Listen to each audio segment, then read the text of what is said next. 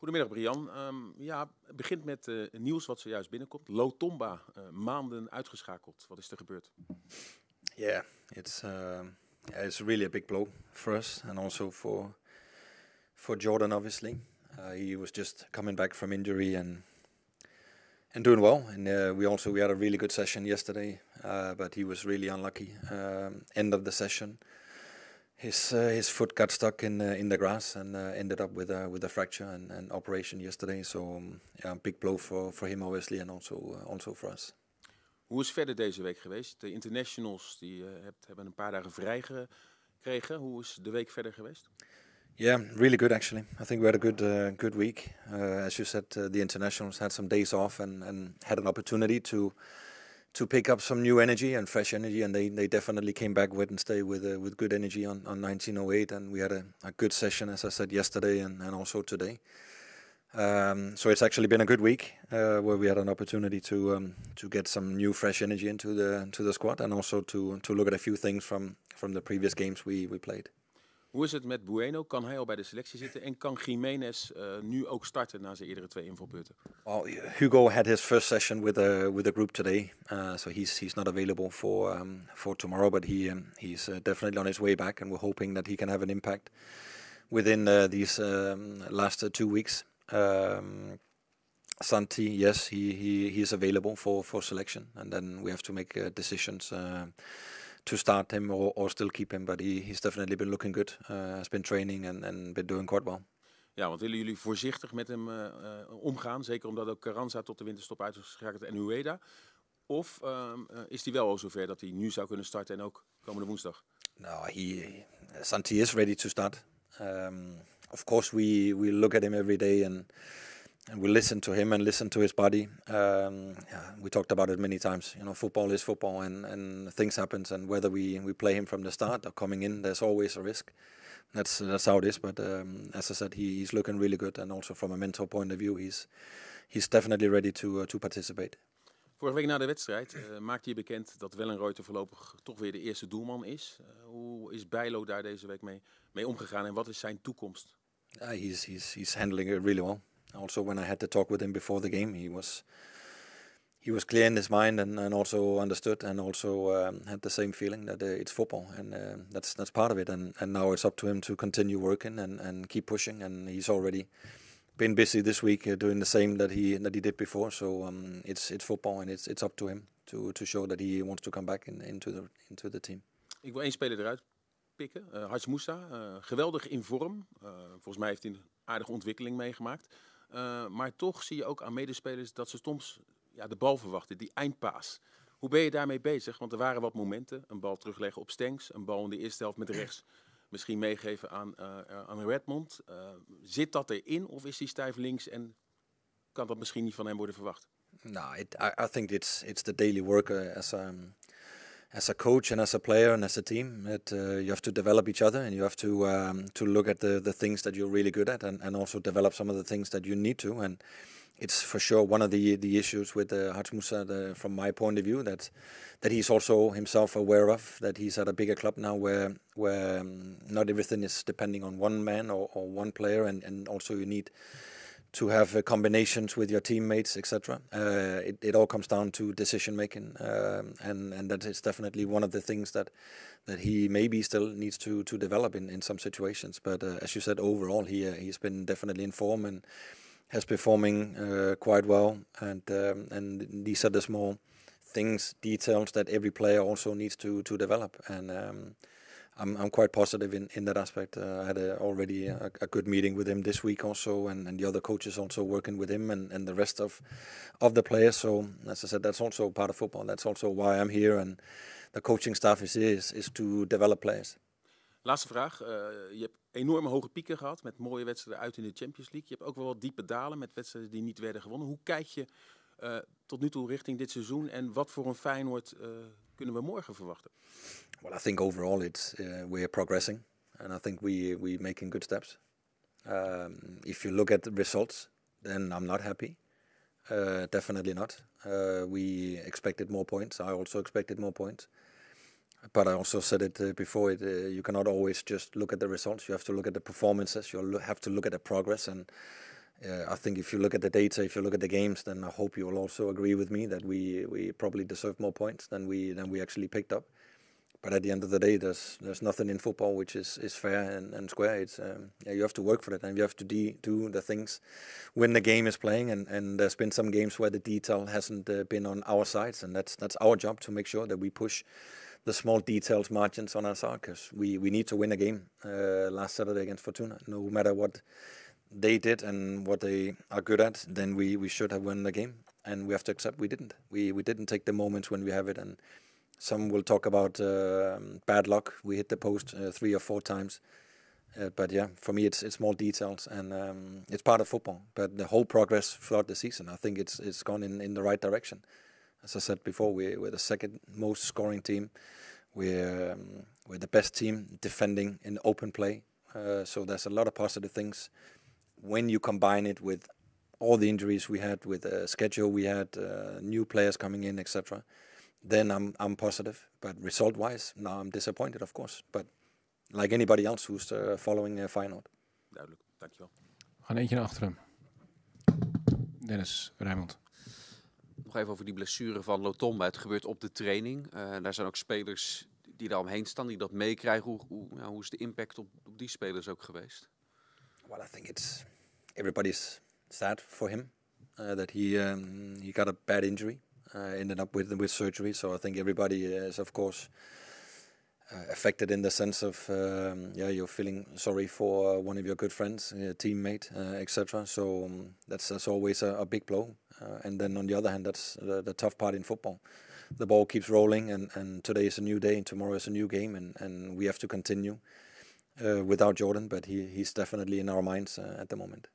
Het gaat een paar maanden duren. Bart Nieuwkoop is ook een speler die ook niet altijd inzetbaar is. Er komt een winterse transferwindow aan. Is dit nu een positie, de rechtsback, waarvan jij ook bij Dennis de Kloeze aangeeft, daar hebben we versterking nodig op die plek? Yeah, well, I think today is not the time to talk about the transfer window and January in specific, because we're always busy with the squad. We're always busy with the transfer, or at least the management and the ones around Dennis to prepare. So I'm not going to be specific which positions and if are we going to react to an injury like this one or not. I don't think it's the moment to discuss it. We're aware of everything, and we're definitely prepared for the January window in any aspect. Then more concrete, I think we'll get there in a few weeks or something like this. Geen midweekse wedstrijd.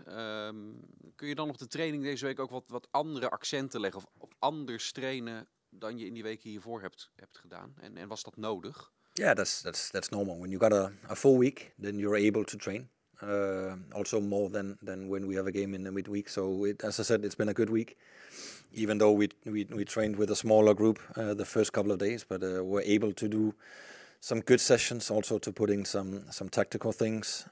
Yesterday we had a good session as well with the whole team and the full squad. We had a couple of good meetings looking on some tactical elements of our style of play, which is important as well, and which we think we're going to need for the last few weeks. Het statistiekenbureau Opta die heeft een ranglijst gemaakt aan de hand van de expected goals en dan expected points van elk team in de competitie. Feyenoord zou dan eigenlijk tweede hebben gestaan op basis daarvan. Niet eens zo gek veel achter PSV. Wat zegt dat soort data jou? Benadrukt het juist van wat zonde dat we onszelf minder hebben toebedeeld dan we hadden moeten hebben? Of? No, it's a little bit getting back to the previous question. It tells me that the performances actually quite alright. Performances actually in the right direction that we want, and that's important. And then that's also why I said, we're disappointed that we don't have the points that we maybe should, or at least play to. But it's part of football, and that's on us. That's why I've been sitting here sometimes talking about the goals we conceded, how we conceded them, how we gave them away. I know you guys had the Sinterklaas yesterday, and we maybe have been Sinterklaas the last couple of months in some elements. So that's football, and that's what we're discussing. And it's things you cannot always explain how and why we are receiving these goals, but it's definitely one of the things. And then also, as I said, offensively, I think we we had some games where we should have created more chances and bigger chances, like for example against Fortuna. I know we had a decent high XG, 1.8, but on the other hand, we should have created more. We had more than 50 box entries in the opponent's box. Then we should have created bigger chances and more chances than we actually were able to do. Ja, nu naar RKC, de hekkensluiter. Is dat zo'n wedstrijd waar er voor Feyenoord alleen maar iets te verliezen valt? Want als je wint, zou iedereen het normaal vinden. Yeah, but that's always when you're Feyenoord. We're often the favorites, and that's part of it. We don't focus too much on this element. We focus about winning the game. That's the most important thing for us, to put in a performance that gives us the possibility to win the game. We trust in our own strength and qualities. Then we know that they can hurt us, and they actually have been picking up quite a decent amount of points in the previous 5 rounds.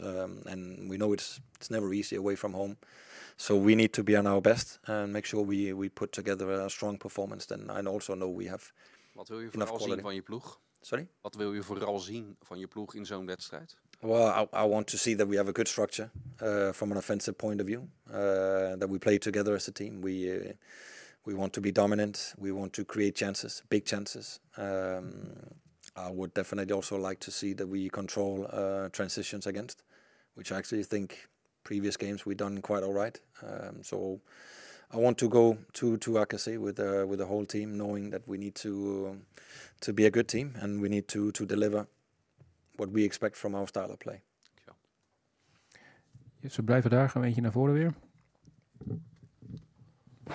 Kos. Ja, trainer, je houdt er niet van om vooruit te kijken naar de volgende wedstrijden. Maar Praag komt er natuurlijk ook aan. En Riet is niet ingeschreven, hè, in die Champions League. Is dat dan handig om hem nu op te stellen? Of heeft Nieuwkoop juist 10 minuten nodig? Omdat hij waarschijnlijk van de week... That's a good question. No, that's the issue. We were not able to put in Reed in the Champions League games. And that's of course a small challenge. But on the other hand, Bart also need minutes. Dus het blijft moeilijk. Afwegen. You also have to do some work, guys. En, ja. Stenks, is die inmiddels zover dat hij aan de wedstrijd kan beginnen? Of is dat... No, he's definitely getting there. Unfortunately, he was a bit sick the first couple of days this week, but he's been training fully yesterday and today, and was also in the building on Wednesday. So he's definitely also available for starting position. Oké, en in het kader van Lotomba, bijna elke speler heeft dit seizoen wel iets moeten missen. Hè, met een keertje niet beschikbaar. Behalve volgens mij Paschou en Hansko, maar die speelt altijd alles. Dus die tellen wel niet eens meer mee. Maar Paschou, die start altijd. Hè, en dat was in het verleden niet altijd zo. Vind je dat hij ook echt een key player is geworden voor dit Feyenoord? Yeah, I think so. Yeah? I think it's obvious also. I think if you look at the stats, then he's involved in more than 20 goals this season. So he definitely been dominant in the when you look at output of the games, whether it comes to goals, assists, second assist, then he's been involved in a lot of goals, and not just that, but also performing at a high level. I think both offensively and defensively. He's been able to help us from different positions. Then he played mainly on the left side, yes, but also sometimes as a right winger, sometimes as a striker. So he definitely had a big impact for us this season. En wat maakt dat hij die wedstrijden bijna allemaal volledig speelt? Want dat deed hij in het verleden nauwelijks. It's a good question. He's definitely robust. He also now he's been a couple of seasons, so he knows what is required to play these games, to play midweek, to play Champions League, stuff like this. And he definitely picked up some valuable experience from the previous seasons. And yeah, you just have to give credit to him. This season he's been really high quality. Okay, dankjewel. Dank, volgens mij hebben we dan iedereen... Nee, nog één? Ja, gaan we naar links. Ga je gang. Trainer, goedemiddag. Je zei net al dat RKC best wel veel punten de laatste wedstrijden opgerakeld. Je hebt ze vast bekeken en beoordeeld natuurlijk. Waar denk je nou dat aan ligt, dat het nu ineens wel is gaan lopen daar? I'm not sure I understood that. It's a different dialect you got, man. Yeah. Mm-hmm. Yeah, that's difficult to say. I think they got good qualities. They got some fast players on the sides. They got some power also in the defense from set pieces. So they've been able to pick up points. So that's also why I said it's going to be difficult for us to travel there, and we have to be at our best to take another win. Wat verwacht je dat ze gaan doen tegen jullie? Yeah, I think it's going to be a low block. Whether they will keep the formation or they will change it to a back five, we don't know. We look at both scenarios, and then at the end of the day, it comes down to us. Of course, we have big respect for all the opponents we face, and whether it's Eredivisie or Champions League. But at the end of the day, we're the most important ones from our point of view. We have to be on our best in the style of play. Individually, we have to deliver what we're capable of. We talked about Hatsmusa, small details like this, knowing when to dribble, when to play our 1-2 pass or whatever. Then we need to be at our best to be able to win the game.